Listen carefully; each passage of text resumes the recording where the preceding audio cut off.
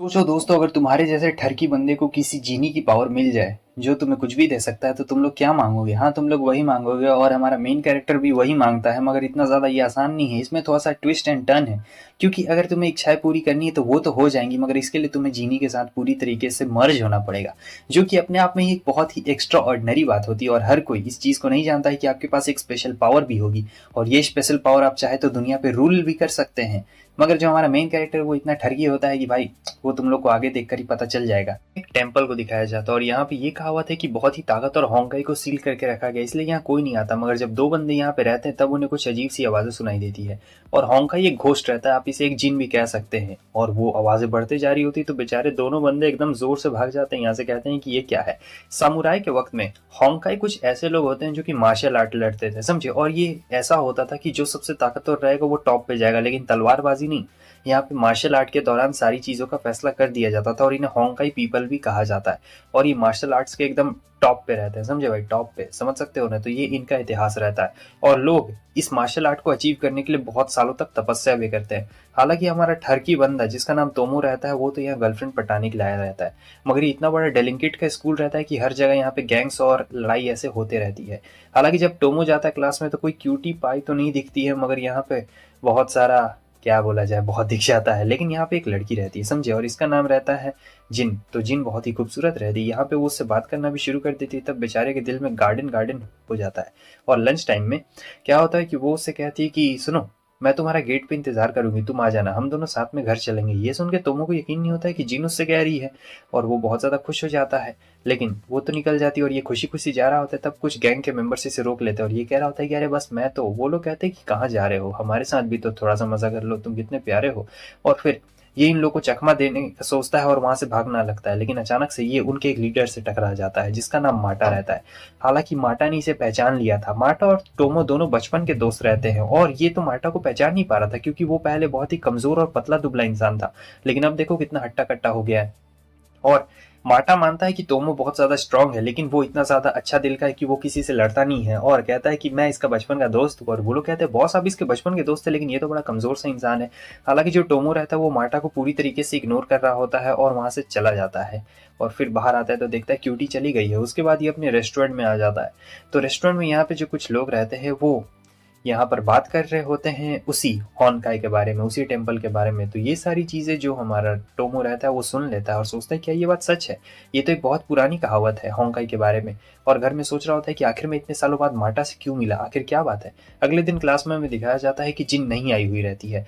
सो वो लंच करने के लिए जब बाहर जा रहा होता है तब ये बंदे उसके ऊपर नज़र बना के रखे हुए रहते हैं, और फिर इसे जिन दिखाई देती है। तो जिन यहाँ पे उससे कह रही होती है कि क्यों ना हम लोग दोनों रिलेशनशिप में आ जाए, फ्रेंडशिप कर ले, और अच्छी तरीके से फ्रेंडशिप कर ले। तो ये सुनने के बाद तो बेचारे का दिल गार्डन गार्डन हो चुका रहता है, और कहता है कि हाँ क्यों नहीं, ये तो एकदम इसके प्यार में पागल हो गया रहता है। हालांकि जो नीचे से माटा रहता है वो उसे बुला रहा होता है, तो ये पूरी तरीके से माटा को इग्नोर कर रहा होता है। माटा के साथ ही कह रहे होते हैं क्या वो सचमुच तुम्हारा दोस्त है भी या फिर नहीं है। माटा कहता है कि हाँ वो मेरा दोस्त है, लेकिन हमारे बीच में शायद कुछ ऐसी मिसअंडरस्टैंडिंग हो गई होगी, वो बहुत ही अच्छा है और वो किसी कोई मुसीबत में नहीं देख सकता है, वो मुझे शायद इग्नोर नहीं कर रहा है, वो शायद ऐसे ही कर रहा है। और यही कहने के बाद जो माटा है वहां से जाने लगता है। लेकिन ये जो दोनों बंदे रहते हैं ये देखते हैं कि ये क्या, वो बंदा तो जिन के साथ है, और सोचते हैं कि हमें माटा को बताना चाहिए, लेकिन फिर कहते हैं कि नहीं, माटा को अभी हम लोग नहीं बताएंगे, बाद में। आगे हमें टोमो को दिखाया जाता है जो गिफ्ट ले रहा होता है। तब तक वही दोनों बंदे जो रहते हैं वो वहां पे आगे रहते हैं और कहते हैं हमें माफ करना, हम लोग ने तुम्हें उस दिन परेशान किया था। अब ये लोग इसे गेम खिलाने के लिए लाए रहते हैं और बहुत ही अच्छे तरीके से गेम खेल रहा होता है, खेलने में अच्छा रहता है। हालांकि उसे गेम खेलने का बिल्कुल ही मन नहीं कर रहा होता है टोमो को। और ऐसे ही करते करते दोनों बंदे वहां से खिसक लेते हैं क्योंकि दूसरे गैंग के मेंबर्स आ जाते हैं। अब इन गैंग के मेंबर्स को लग रहा होता है कि ये माटा गैंग का मेंबर है, और कहते हैं कि अगर हम लोग तुम्हें पीटेंगे तो वो लोग तुम्हें बचाने के लिए जरूर आएंगे, उसके बाद हम लोग उन्हें भी पीटेंगे, बहुत ज्यादा मजा आएगा बच्चे। टोमो बहुत ही डरपोक इंसान रहता है, जैसा माटा इसके बारे में सोचता था वैसा बिल्कुल नहीं है। और ये लोग तो हंस रहे होते उसे देख के, भाई ये ऐसे ही नंगे निकल के भाग गया है। किसी भी तरीके से जाकर ये होंकाई टेम्पल में छुप जाता है और देखता है वहां पे गन रहता है, तो कहता है मैं फायर कर दूंगा। वो लोग कहते हैं कि कर दो, हमें क्या लेना देना है, फायर करना है तो कर दो। वो फायर कर देता है, लेकिन जो बॉल है इधर उधर आके इसे ही लग जाती है। भाई खराब किस्मत है। जब इसकी आँख खुलती है तो देखता है कि ये क्या है, यहाँ पे कोई भी नहीं है। वो उस बुलेट को निकालने की कोशिश करता है, तब अचानक से कुछ होता है। देख के तो भाई इसकी आँखें फटी की फटी रह जाती है।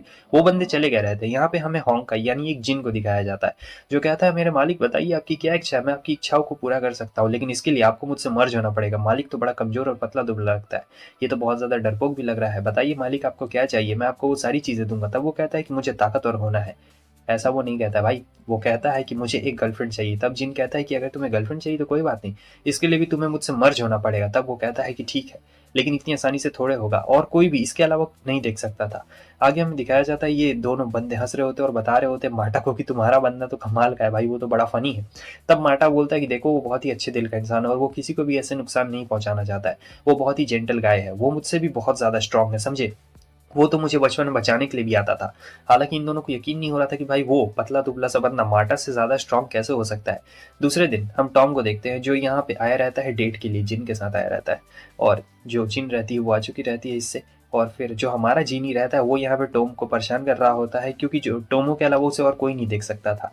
और ये थोड़ा करेज भी कर रहा होता है कि चलो उसे गिफ्ट दे दो जो तुमने गिफ्ट खरीदा था। लेकिन बेचारे की तो यहाँ पे कुछ और ही हालत खराब हो रही होती है। वो कहता है कि मुझे तुम्हें कुछ गिफ्ट देना है, खड़ा हो जाता है, लेकिन गलती से बाथरूम लग जाता है भाई। और देखो कैसे भाग रहा है, ऐसे ही भागा जाता है। फिर बाथरूम से निकलता है, जिन कहता है कि अरे कोई बात नहीं कोई बात नहीं भाई, होता है होता है।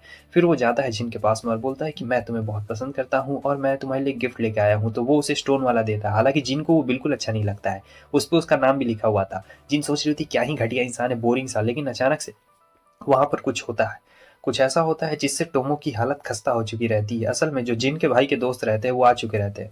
जो जिन का भाई है इसका नाम रहता है मारिटो, और ये मेन गैंग का लीडर है, समझे। स्कूल में दो मेन गैंग है, एक मारिटो का और एक माटो का, समझे। तो इन दोनों का मेन। और ये इसकी बहन रहती, कहती है कि मेरे भाई से तुम लड़ते क्यों नहीं। ये जिन का प्लान रहता है ताकि हमारा टोमो इसके भाई मारिटो से लड़े।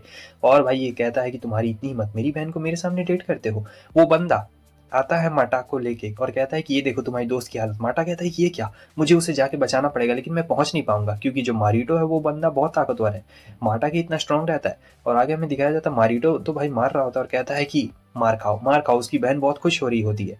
हमारा जीनी सोच रहा होता है कि ये बच्चा नहीं उठने वाला है, मुझे शायद वापस से होंकाई टेम्पल में जाना पड़ेगा, ये उस पावर को अनलीश नहीं कर सकता है, ये बहुत ज्यादा कमजोर बच्चा है, अब कुछ भी नहीं हो सकता है।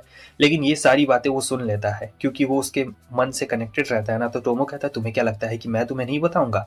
और फिर जिन कहता है तो बताओ तुम्हारी इच्छा क्या है। तब ये अपनी इच्छा मांगता है कि इसे कमल खिलाना है, तुम लोग समझ रहे हो ना। और फिर एक हाथ से इसके लात को रोक लेता है। उसके तो भाई एक जोरदार पंच देता है जब इनकी बॉडी मर्ज हो जाती है और मारिटो को भाई मारता है ऐसा कि जाके वो सीधे बेहोशी हो चुका रहता है। हटा जाता है टोमो को बचाने के लिए, मगर यहाँ तो उसने खेल खेल दिया रहता है। और जो हमारा मारिटो रहता है वो तो वहाँ बेहोश हो गया था और इसे तो कुछ समझ ही नहीं आ रहा था कि ये क्या हो रहा है। इधर जिन कह रहा होता है कि बेवकूफ कहीं कि तुम्हें ये इच्छा नहीं मांगनी थी, तुम चाहते हो सबके साथ मजे करने, तुम्हें इच्छा मांगनी है कि मैं कब ताकतवर बनूंगा, समझे ऐसे। और आगे हमें मारिटो को दिखाया जाता है जो कि होश में आ गया रहता है और कहता है कि ये तो बहुत मस्त, और जाके एक जोरदार लात मारता है जिससे वो उड़ गया रहता है। और फिर उसका फ्रेंड जाता है उसे बचाने के लिए। और ये तो चाहता था कि भाई ये टोमो, मैं इसे अपने गैंग में लेना चाहता हूँ। आगे हम देखते हैं कि इसकी नींद खुल चुकी रहती है और ये माटा के घर में रहता है। और माटा बताता है कि मैं अभी भी अपने उसी घर में रहता हूँ जहाँ पर मैं पहले रहा करता था। आखिर तुमने मुझे क्यों छोड़ दिया, मतलब हम लोग बात करना बंद कर दिए थे बचपन से ही, आखिर तुमने ऐसा क्यों कर दिया टोमो। टोमो इसके बारे में कोई भी जवाब नहीं देता, लेकिन माटा कहता है कि मेरे पास तुम्हारा अभी भी दिया हुआ वो गिफ्ट है जिसमें तुमने मेरा नाम लिखा था। ये वही गिफ्ट रहता है जो इसने जिन को भी दिया था, तो इसने बचपन में इसे भी दिया था। हालांकि ये यहाँ पे कुछ बोलता नहीं है कि आखिर इसने क्यों छोड़ा था माटा को। और अभी भी ये कुछ नहीं बोल रहा था, मतलब ऐसे इग्नोर कर रहा होता है कि जैसे कुछ हो गया हो इनके बीच में। और फिर वो चला जाता है। घर में कह रहा होता है कि यार मुझे इतना दर्द क्यों हो रहा है, लेकिन तुम्हारे साथ ज्वाइन होकर बहुत मजा आ गया जीनी। और जीनी बता रहा होता है कि अगर तुम्हें मेरी फुल पावर का इस्तेमाल करना है तो तुम्हें अच्छे से मर्ज होना पड़ेगा, समझे। तुम्हारी ये जो इच्छा है कि तुम सबके साथ मजे करो, वो वाले मजे ऐसा वाला नहीं होने वाला है, समझे। और एक मर्द को एक बार ठान लेनी चाहिए कि क्या करनी चाहिए, समझी। और अगर तुम इस चीज को नहीं ठानते हो तब तुम जिंदगी में कुछ भी नहीं कर पाओगे। तो यहाँ पे जो हमारा जीनी रहता है वो उसे बहुत ज्यादा ज्ञान दे रहा होता है। हालांकि जीनी ने भी कुछ बड़ा नहीं उखाड़ा रहता है, वो चाहता था कि टोमो अच्छी तरीके से उसके लिए काम आ सके। इधर हमें मारिटो को दिखाया जाता है। मारिटो के पास एक बंदा आता है जो माटा को बिल्कुल पसंद नहीं करता और मारिटो ने फैसला किया था कि वो टोमो को अपनी टीम में लेगा, लेकिन इसके अपोज में ये बंदा रहता है। लेकिन मारिटो कहता है कि अगर मुझे टोमो को अपनी टीम में लेना है और माटा को भी लेना पड़े तो मैं माटा को भी अपनी टीम में लूंगा। लेकिन कुछ बंदे यहाँ पर उसका विरोध कर रहे होते, कह रहे होते कि नहीं ऐसा बिल्कुल नहीं होने वाला है, वो हमारी विरोधी टीम है और हम लोग उन्हें अपनी टीम में नहीं ले सकते हैं, रुको मैं माटा को खुद ही संभाल लूंगा, तब तुम माटा को कंसिडर नहीं करोगे। तो वो कहता है ठीक है। और इधर ये पूरा स्कूल में फेमस हो गया था, किसी को यकीन ही नहीं हो रहा था कि भाई इसने मारिटो को मार के बेहोश कर दिया था। और फिर पीछे से मारिटो आ रहा होता है, कह रहा होता है कि मेरे प्यारे दोस्त, और वो भाग जाता है। इधर हमें दिखाया जाता है माटा को और कहता है कि हमें टोमो को अपनी टीम में आने के लिए कहना पड़ेगा। लेकिन ये हरा बाल वाला बंदा कह रहा होता है कि क्या यार वो इतना ज़्यादा कमज़ोर है, तुम उसे अपनी टीम में लेना चाहते हो। मगर माटा कहता है कि ये मैं नहीं कह रहा हूँ, ये हमारे बॉस कह रहे हैं। ये सुनने के बाद तो वो भी हैरान हो जाता है और कहता है क्या बॉस उससे खुद मिलना चाहते हैं। हाँ भाई ये बड़ी बात है, क्योंकि जो मारिटो है वो टॉप टीम का लीडर है और उसे एक बार मार के बेहोश कर दिया था, तो जाहिर सी बात है कोई भी उससे मिलना चाहेगा। अब यहाँ पे मारिटो और माटा का मुलाकात होता है। वो कहता है कि मैं देखना टोमो को अपनी टीम में शामिल करूंगा। ये सुन के तो माटा हैरान हो जाता है। आगे हम देखते हैं क्लास में, और क्लास में ये लोग ऐसे बैठे हुए रहते हैं और सब लोग मजे कर रहे होते हैं। लेकिन जो टोमो रहता है इसे कुछ भनक लग जाती है और वो कहता है कि अजीब सी मुझे फीलिंग क्यों आ रही है, मुझे ऐसा क्यों लग रहा है कि कोई मेरे पास आ रहा है। असल में मारिटो इसे ढूंढते ढूंढते इसके पास आ रहा होता है और ये समझ गया था कि कोई मेरे पास आने वाला है, इसलिए ये चुपचाप खिड़की के पास में चला जाता है। और जैसे ही हमारा मारिटो दरवाजे के पास आता है उससे पहले ये निकल जाता है और मारिटो देखता है कि ये क्या इस क्लास में भी नहीं है। उसके बाद ये जाता है तो जिन यहाँ पर खाना खा रही होती है और वो आ जाता है जिन के पास में बैठ जाता है और कह रहा होता है कि मुझे तुम्हारे भाई को तुम्हारे सामने नहीं मारना चाहिए था, प्लीज़ मुझे इसके लिए माफ़ कर दो। लेकिन जिन इसकी बात नहीं सुन रही थी और ये तो एकदम पागल रहता है भाई प्यार में, और फिर भी बकते जा रहा होता है। यहाँ पे उस जिन को बहुत ही ज़्यादा गुस्सा आ रहा होता है और वो सीधे कहती है कि तुम बहुत बुरे हो और उसका गिफ्ट लेकर उसकी आंखों के सामने तोड़ देती है। भाई रात भर रो रहा होता है। जो हमारे जीनी रहता है उसे समझाने की कोशिश कर रहा था कि अरे भाई देखो वो जो जीन है बहुत ही बेकार लड़की है, वो बस तुम्हें लड़वाना चाहती थी और कुछ भी नहीं। उसके नेक्स्ट सीन में हमें दिखाया जाता है कि हमारे जीनी भी रो रहा होता है और यहाँ पर जो माटा रहता है कहता है कि मुझे तुमसे बात करनी है। तब तक ये बंदा आ जाता है और फिर ये एक हेडबट मारता है, उसे बेहोश कर डालता है। और माटा कहता है कि तुम ये क्या कर रहे हो। तब ये बंदा कहता है कि मैं यहाँ पे टोमो से बात करने के लिए आया था, लेकिन मुझे लगता है कि सबसे पहले तुमसे बात करनी पड़ेगी क्योंकि तुम मेरे राइवल हो और मैं ये सेटल करना चाहता हूँ तुम्हारे साथ में, तो आ जाओ बाहर में। टोमो को तो बहुत डर लग रहा था भाई मेरे वैसे ये सब क्या क्या हो रहा है, और वो तो एक पतली करली पकड़ लेता है, तो इनकी तो लड़ाई होने वाली थी। और जो टोमो रहता है वो लड़ाई देखने नहीं आता है। जीनी कहता है कि चलो, लेकिन वो कहता है कि नहीं, अचानक से इसका पेट फिर से खराब हो चुका था। और आगे हमें दिखाया जाता है कि उनकी लड़ाई भी शुरू हो गई रहती है। इनकी लड़ाई भी गजब खतरनाक रहती है और जो माटा और ये जो बंदा रहता है टकलू, खतरनाक लड़ रहे होते हैं। ये बंदा इतना फ्लेक्सिबल रहता है कि माटा के हमले से लग ही नहीं रहे होते हैं और माटा भी बचने की कोशिश कर रहा होता है। और फाइनली यहाँ पर दोनों बहुत ही ज़्यादा क्लोज आ चुके रहते हैं और एक हेडबट देते हैं दोनों एक दूसरे को। लेकिन यहाँ जो वो बंदा रहता है वो तो यहाँ पे बेहोश हो गया था। इतनी देर में टोमो बाथरूम से आ चुका रहता है और जीनी कहता है तुम्हारी वजह से मैंने एक अच्छा फाइट मिस कर दिया, तुम एक नंबर के गधे हो। लेकिन यहाँ पे माटा बेहोश होने वाला था, वो उसे बचा लेता है। और फिर यहाँ माटा की आँख खुलती है और कहता है हम लोग पहले जैसा ट्रेनिंग क्यों नहीं कर सकते हैं, होंकाई पीपल बनने का ट्रेनिंग। तुम भूल गए हो कि हम लोग कैसे ट्रेनिंग करते थे। जीनी सोच रहा था क्या ये लोग होंकाई पीपल बनने की ट्रेनिंग करते थे। और माटा यहाँ पे कह रहा होता है कि हमारे लीडर तुमसे मिलना चाहते हैं। टोमो तुम क्यों छोड़ के मुझे चले गए थे, मैं मानता हूँ कि मैं तुमसे कमज़ोर हूँ, लेकिन फिर भी मैं पूरी कोशिश करूँगा कि मैं तुम्हारे लेवल का बन सकूँ। यहाँ जीनी ये सब सुन के हैरान था कि भाई ये लोग होंकाई पीपल बनने की कोशिश कर रहे थे, माटा तो इससे ज़्यादा अच्छा दावेदार है, ये तो बड़ा पतला सितला बेकार सा बंदा है। और टोमो कहता है अच्छा ठीक है। और यहाँ पर ये लोग गए रहते हैं इस ग्रुप के लीडर से मिलने के लिए, असली वाले लीडर के। लीडर को देखते ही टोमो कह देता है अगर तुम मेरा पंच सहन कर लोगे तब मैं मानूंगा कि तुम ताकतवर हो, तभी मैं तुम्हारी टीम में आऊंगा। और सब सोच के हैरान हो जाते हैं कि ये बंदे ने क्या बोल दिया, क्योंकि जो लीडर रहता है वो बड़ा खतरनाक बंदा रहता है। बताओ ये 21 साल का किस एंगल से लग रहा है। फिर जो टोमो रहता है वो अपनी फुल पावर अनलीश करने को यहाँ पे रेडी हो चुका था। उसके बाद क्या था, फुल पावर अनलीश करने और वो जाता है एक जोरदार पंच मारता है तो लीडर को लगता है बहुत ही जोरदार, लीडर जाके सीधे फेंका गया। सब लोग देख के हैरान हो जाते हैं कि ऐसा कैसे हो सकता है, और माटा भी हैरान, सब लोग हैरान हो जाते हैं और ये भी खुश था। लेकिन उतनी देर में जो लीडर रहता है वो वापस से उठ खड़ा होता है, मतलब चोट तो लगी रहती है मगर फिर भी उठ खड़ा होता है क्योंकि ये सबसे ताकतवर बंदा था। फिर आता है मारता है और सीधे वो बेहोश हो जाता है। शाम में हमें दिखाया जाता है लीडर कहता है कि ये टोमो तो काफ़ी कमाल का बंदा है, अगर इसे ट्रेनिंग मिले तो ये काफ़ी ताकतवर बन सकता है, मैं इसे हमारी टीम में लूंगा, मैंने फैसला कर लिया है। वो हाथ से लिख के देता है कि ये मेरी टीम में आएगा। सब हैरान हो जाते हैं। आगे हमें दिखाया जाता है कि ये क्लास में बैठा हुआ रहता है और जीनी कह रहा था चलो कहीं चलते हैं, लेकिन वो कहता है टोमो नहीं, मैं कहीं नहीं जाने वाला हूँ। इतनी देर में फिर से मारिटो का आना का एहसास होता है, लेकिन इस बार वो खिड़की से ही आ चुका रहता है और कहता है कि मेरी टीम को ज्वाइन कर लो। टोमो कहता है ये तुम क्या कर रहे हो, मैं किसी भी टीम को ज्वाइन नहीं करना चाहता हूँ। लेकिन जो जिन रहती प्यार से कहती कि प्लीज़ टीम को ज्वाइन कर लो, तब वो एकदम भाई ठरकी बंदा रहता है, कहता है कि ठीक है मैं तुम्हारी टीम को ज्वाइन करूंगा। उतनी देर में माटा आता है, लेकिन मारिटो कहता है कि उप्स तुमने आने में थोड़ी सी देरी कर दी, अब जो टोमो है वो हमारी टीम का मेंबर है। सो यहाँ के बाद तो भाई ये दोनों टॉप 2 टीम्स रहती है पूरे स्कूल की, मारीटो हंस रहा होता है और कहता है कि तुमने बहुत ज़्यादा लेट कर दी। वैसे भी टोमो ने हमारी सिग्मा पार्टी को ज्वाइन कर लिया और वो तुम्हारी पार्टी में नहीं आने वाला है। मार्टा को यकीन नहीं होता है कि ऐसा कैसे हो गया। और फिर उसके बाद हमें एक दूसरे गैंग को दिखाया जाता है और ये जो थर्ड गैंग होता है, समझे, तो ये यहाँ पे प्लान बना रहा होता है कि जो मार्टा का गैंग है और मारीटो का गैंग है उसमें तो ऐसे ही लड़ाई चल रही है, तो एक काम करते हैं, हम लोग उसमें आग लगा देते हैं, बहुत ही ज़्यादा मज़ा आएगा, फिर हम ही लोग बचेंगे सबसे स्ट्रॉन्गेस्ट गैंग। हमें पास्ट दिखाया जाता है जहाँ पे मार्टा का गैंग और इकी यूनियन रहता है, तो ये अलग गैंग रहता है। तो जो मार्टा गैंग का लीडर केनिची रहता है उसने एक ही बार में दूसरे गैंग को हरा दिया था। मगर यहाँ पे खत्म नहीं होता है, मारिटो ने उस गैंग को ज्वाइन कर लिया था और उसके बाद उस गैंग का नाम पड़ा सिग्मा गैंग और यही हमारा टोपी वाला बंदा हमारे टोमो को बता रहा होता है। हमारा जीनी तो बहुत खुश होता है, कहता है कि वाह देखो तुम्हारा गैंग लीडर कितना ज्यादा कमाल का था, मजा आ गया भाई, उसने खुद के बल पे इस गैंग को उठाया है, तुम्हें भी कुछ करना चाहिए। और यहाँ पे फिर आ जाता है मारिटो और मारिटो कहता है कि आ जाओ, आज तो बहुत ज़्यादा मज़ा आएगा, तुम्हारे आने की वेलकम पार्टी होने वाली। और पीछे वाला बंदा उसे घूर रहा होता है, कहता है ये मत सोचना कि मारिटो तुम्हें पसंद करता है तो सब तुम्हें पसंद करेंगे। टोमो सोच रहा होता है कि यार क्या पार्टी होने वाली है, वो तो कुछ अलग ही सोच रहा होता है। और लेकिन यहाँ पे हमें दिखाया जाता है दूसरे गैंग के मेंबर्स यहाँ पे परेशान कर रहे होते हैं, तब मारिटो आता है और एक लात मारता है, कहता है कि हमारे स्कूल के बच्चों को ज़रा ही परेशान मत करो क्योंकि हमारी सिग्मा गैंग यहाँ पे सबसे ताकतवर है, तुम किसी को भी छू नहीं सकते हो। और वो जो दूसरा गैंग रहता है वो यहाँ पे अपने हथियार निकाल लेते हैं क्योंकि अगर वो लोग काम अपना पूरा नहीं करेंगे तो बॉस उसका मारेगा। लेकिन मारिटो तो भाई अकेले ही सबको उड़ा देता है और कहता है कि जाके अपने बॉस से कह देना कि हम लोग सबसे ज़्यादा स्ट्रॉन्गेस्ट हैं यहाँ पर। उसके बाद ये लोग चले जाते हैं, तो इनका किसी से कुछ ऐसा लड़ाई झगड़ा रहता नहीं है, ये लोग अपने में ही बहुत मस्त रहते हैं। आगे हम देखते हैं कि टोमो तो हैरान हो जाता है जान के कि यहाँ पर उसके वेलकम पार्टी की जगह कुछ और ही होने वाला था। सब लोग बड़ी अजीब नज़रों से देख रहे होते हैं और ये भी था कि आज यहाँ पे एक स्पेशल ट्रीट भी होने वाला है, एक स्पेशल गेम खेला जाएगा। हालांकि हमारा जो जीनी रहता है वो भी बहुत खुश रहता है इस स्पेशल गेम के बारे में सुन के, मगर टोमो का तो दिल दहल जाता है इस गेम के बारे में जान के, क्योंकि सब एक दूसरे को पंच मारेंगे और जो लास्ट में जीतेगा वही विनर कहलाएगा। लेकिन उससे पहले उन्हें टोमो से भी लड़ना पड़ेगा और टोमो के पंच के किस्से तो बहुत दूर दूर तक फैले हुए रहते हैं और हमें दिखाया जाता है कि यही गेम है, रॉक पेपर सीजर करके पंच मारना है और एक गिर गया तो समझो हार गया। और ये सब चीज़ देख के टोमो को एकदम दिल दहल उठता है भाई कि ये सब क्या हो रहा है, इतने खतरनाक खतरनाक लोग हैं और मैं कहाँ पे फंस गया हूँ। लेकिन जीनी कहता है अरे यही तो मस्त बात है भाई, तुम्हें लड़ना है, मजा आ जाएगा। जीनी भाई लड़ने के लिए एकदम आगे रहता है, मगर टोमो तो एकदम डर रहा होता है। मारिटो कहता है कि रुको, तुम अब जाओगे, अब सेमीफाइनल राउंड शुरू होने वाला है, तो जाके मेरे 4 स्ट्रॉन्गेस्ट कंटेंडर से तुम लड़ोगे। जीनी से ये मदद मांगता है, मगर जीनी कहता है कि मैं तुम्हारी मदद क्यों करूँ, अगर मैं ही तुम्हारी मदद करूंगा तो तुम खुद अपनी मदद कैसे कर पाओगे, जाओ उससे लड़ो।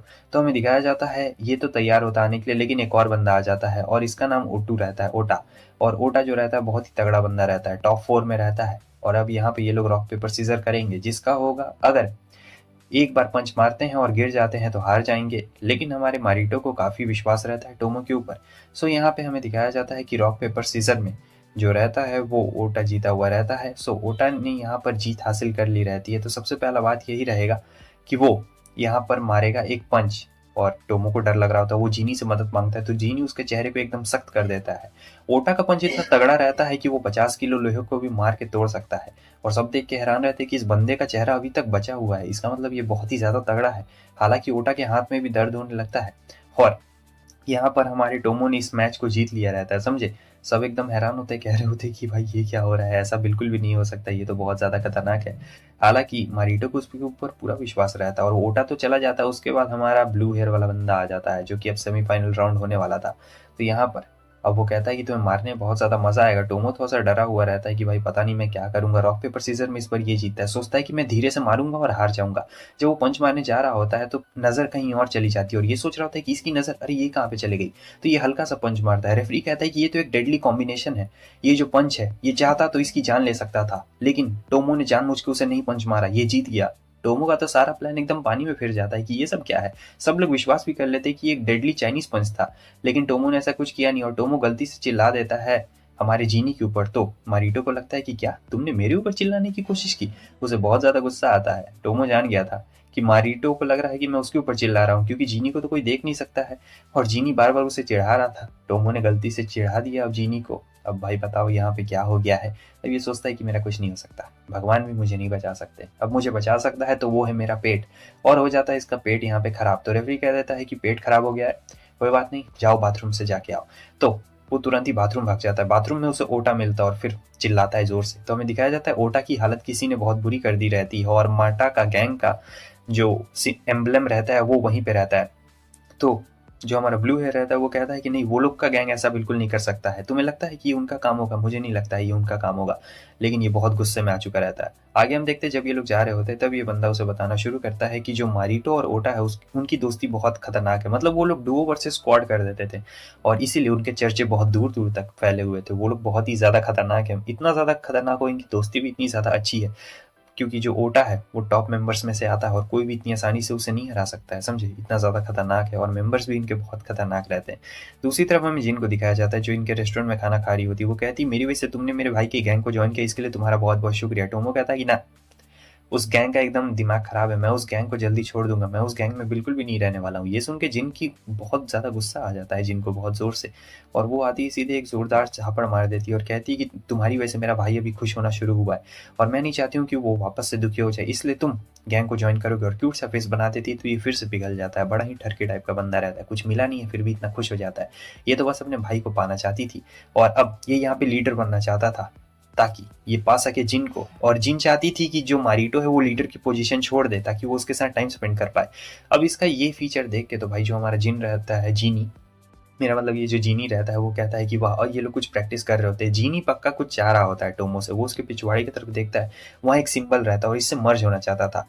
आगे हमें दिखाया जाता है इन दोनों को, जब ये लोग जा रहे होते हैं तो मार्टा गैंग के लीडर वहाँ पे कुछ रहते हैं मेंबर्स, तो ये लोग चिढ़ा रहे होते हैं, कहते हैं ये हमारा एरिया है, तो चुपचाप ये लोग निकल रहे होते हैं, मगर ये लोग ज़्यादा चिढ़ाते हैं तो दोनों में गर्मा गर्मी कुछ ज़्यादा ही हो चुकी रहती है। फिर वो लोग चले जाते हैं किसी भी तरीके से। बाद में हमें दूसरे गैंग को दिखाया जाता है जो आके इन दोनों बंदों को बेहोश कर देते हैं बहुत बुरी हालत में। इसके अगले सीन में हम देखते हैं कि स्ट्रेचिंग वाला हो रहा होता है, तो टोमो सोचता है कि काश कोई आ जाए स्ट्रेचिंग के लिए, कोई भी आ जाए, अरे नहीं ये कौन आ गया, और फिर स्ट्रेचिंग कर रहे होते हैं, जहाँ पे टोमो कहता है कि मुझे बिल्कुल भी याद नहीं हमारे बचपन की चीज़ें कि हम लोग कभी स्ट्रेचिंग किया करते थे। मार्टा कहता है कि हाँ, हम लोग साथ में हमेशा स्ट्रेचिंग किया करते थे, तुम्हें याद नहीं। असल में टोमो को सब चीज़ याद रहता है, मगर वो झूठ मूठ का बहाना बना रहा होता है और ये भी कहता है कि मैं मारिटो को हरा के सिग्मा गैंग का लीडर बनूंगा। लेकिन ये बात मार्टा को भी यकीन नहीं हो रही थी कि भाई सचमुच वो लीडर बनेगा क्या। अचानक से वो उसे उठा नहीं पाता और गिर जाता है। फिर उसके मेंबर्स आते हैं और हमें पता लगता है कि मार्टा गैंग के कुछ मेंबर्स की हालत ऐसी बुरी कर दी गई है और उनके पास एम्बलम मिलता है सिग्मा गैंग का। और फिर भाई दोनों गैंग्स के बीच में लड़ाई यहाँ पे शुरू हो चुकी रहती है और थर्ड पार्टी जो रहती है वो देख के मजा ले रही होती है। फिर यहाँ पर अब ये लोग अपने लीडर से बात कर रहे होते हैं, उतनी ही देर में जो हमारा मारिटो होता है वो गुस्से में आ जाता है क्योंकि गैंग वॉर यहाँ पे छिड़ चुकी रहती है दोनों पार्टीज के बीच में और उनका लीडर भी निकलता है। मारिटो बहुत गुस्से में होता है और वो जाता है इक्का के ऊपर हमला करने के लिए, लेकिन मार्टा रोक लेता है। मारिटो कहता है मेरी इस हमले को आज तक किसी ने भी नहीं रोका, फिर घुमा के एक जोरदार लात मारता है और वो दूर जाके गिरता है। अब इन दोनों के बीच में जंग होने वाली रहती है कि दोनों टीम्स के बीच में खतरनाक जंग होने वाली थी, जहाँ पे मारिटो और उसके गैंग बहुत ही ज्यादा गुस्से में रहते हैं और कह रहे होते हैं कि आखिर तुम लोगों ने ये क्यों छोड़ा, क्योंकि दोनों गैंग्स में से किसी को समझ में नहीं आ रहा था कि आखिर पहले लड़ाई किसने छेड़ी है। तो यहाँ पे दोनों ही बहुत ज्यादा गुस्से में होते हैं और फिर मारिटो कहता है कि अगर तुम्हें कुछ साबित करना है कि तुम्हारी गैंग इनोसेंट है तो कल 3 बजे से पहले साबित कर देना, वरना इसके बाद जो जंग छिड़ने वाली है वो बहुत ही ज्यादा खतरनाक होगी। और जो मार्टा रहता है वो कह रहा होता है कि नहीं ऐसा नहीं, लेकिन मारिटो ने तो यहाँ पे अपना फैसला सुना दिया था। दूसरी तरफ हमें टोमो को दिखाया जाता है जो यहाँ पे प्रैक्टिस कर रहा था क्योंकि उसे जिन का दिल जो जीतना रहता है। और फिर उसके आगे वो बहुत सा सोच रहा होता है और सोचता है कि लेकिन अगर मैं मारिटो को मारूंगा तो यार, अगर मैं गैंग लीडर बन गया तो फिर वो मुझे पसंद करेगी या फिर नहीं करेगी, मुझे क्या करना चाहिए, वो उसका भाई है।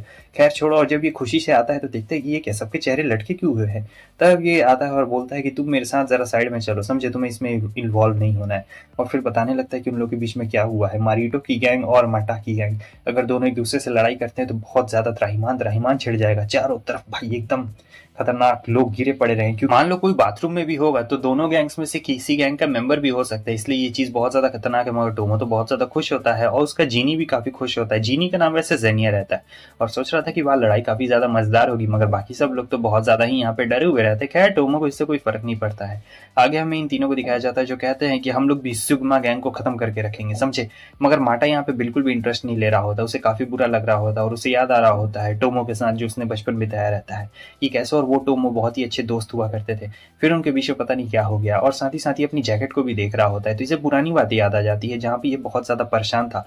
मगर इसका एक बड़ा भैया भी रहता है और जो इसका बड़ा भैया है उसके पास भी जिन था, क्योंकि ये लोग भी बहुत ज्यादा खतरनाक थे, समझे। होंकाई पर्सन वो होता है जिसके पास जीनी रहता है और इसलिए लोग मेहनत करते हैं, यही बात रहता है। तो इसका बड़ा भाई भी होंकाई पर्सन हो सकता है, ये बात किसी को पता नहीं है।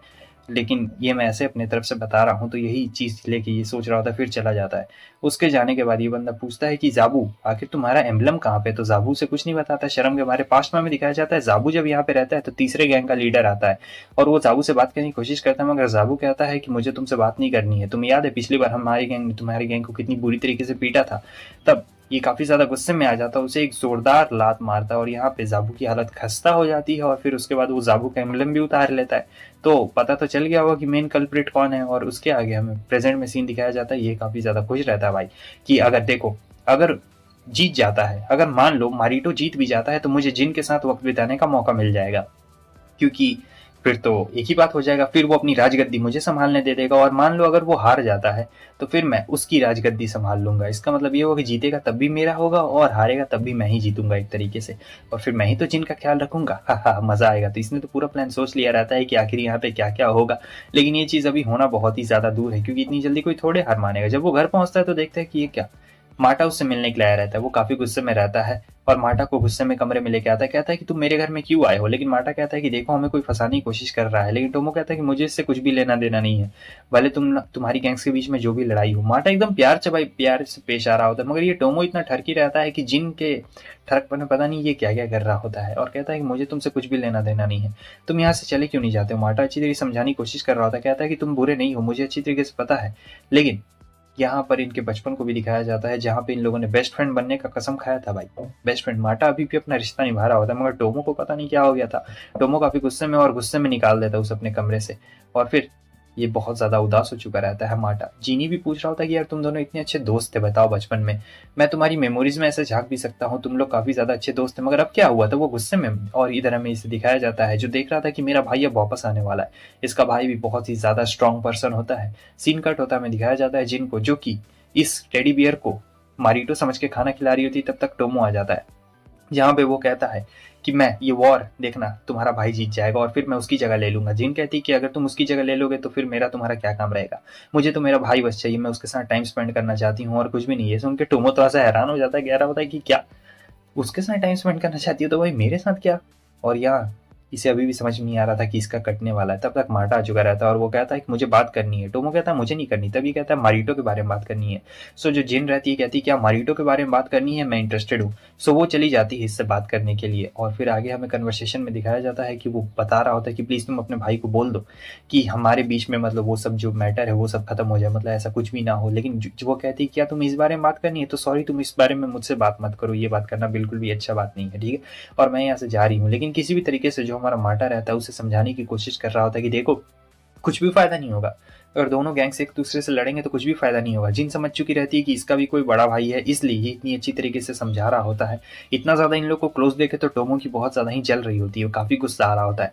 टोमो तो सोच रहा था कि माटा को मार दे, लेकिन मार नहीं सकता और उसके आगे हम देखते हैं कि ये बैठा हुआ रहता है। तब जिन आ जाती है और कहती है कि तुम मेरे भाई को रोको, उसे कहो कि वो जाके ना लड़े। ये खुद नहीं जाती है, भाई टोमो को कह रही होती है और स्माइल कर देती तो पगला जाता और जाता है। जब देखता है ये क्या माहौल काफी गर्मा गर्मी वाला है तो क्या बोलूं क्या ना बोलूं, और मारिटो कहता है लो ये बन खाओ। तुम्हें पता है इस बन को कितना भी मैं खा लूं मेरी भूख मर नहीं रही है, मेरी भूख तभी मरेगी जब मैं उन सारे गैंग्स मेंबर को खत्म कर दूंगा। और यहाँ पे इनके गैंग मेंबर भी एकदम पूरी तरीके से जोश में रहते हैं, माटा और जाबू को छोड़ के सब लोग यहाँ पे जोश में ही रहते हैं। उसके बाद क्या था, यहाँ केनिची आता है और फिर ये कहता है केनिची को रुकने के लिए, लेकिन वो कहता है कि नहीं टाइम अब वापस आ चुका है और फिर ये अकेला रह जाता है यहाँ पे। उतनी देर में आगे हमें दिखाया जाता है कि जाबू की एंट्री वहाँ पे हो चुकी रहती है, जो कि उससे बात करने के लिए यहाँ पे आया हुआ रहता है, उसे एक बहुत ही इंपॉर्टेंट बात करनी थी। और इधर टोमो आता है और ये गिर चुका रहता है किसी के पास में, और हमें दिखाया जाता है ये कोई और नहीं बल्कि जिंदा रहता है। और जो जिंदा रहता है ओ प्यारे बड़ी तुम यहाँ पे गिर के, और टोमो को गुस्सा आता है। इधर हमें दिखाया जाता है कि ये आके सब चीज़ बता देता है कि ये सब क्या हुआ था मेरे साथ में, और ये सब किसी और का नहीं बल्कि शिनोदा का काम है। तो शिनोदा वही तीसरे गैंग का लीडर रहता है और इधर हमारे टोमो को भी गुस्सा आ जाता है शिनोदा के ऊपर, और फिर वो जाता है जोरदार एक पंच मारने के लिए टोमो को। और देखते क्या खतरनाक भाई, बहुत जोरदार लगा हुआ रहता है, इतना खतरनाक पंच लगा हुआ रहता है कि मुंह टूट जाता है, मगर इसके बाद भी उसमें खड़े होने की हिम्मत होती है। तब जो हमारा जीनी रहता है वो देख के समझ गया था कि इसके अंदर भी एक जीनी है और वो जो जीनी है वो दूसरा है, समझे। ऐसे होंकाई स्पिरिट्स बहुत सारे, उसका नाम इचिया रहता है।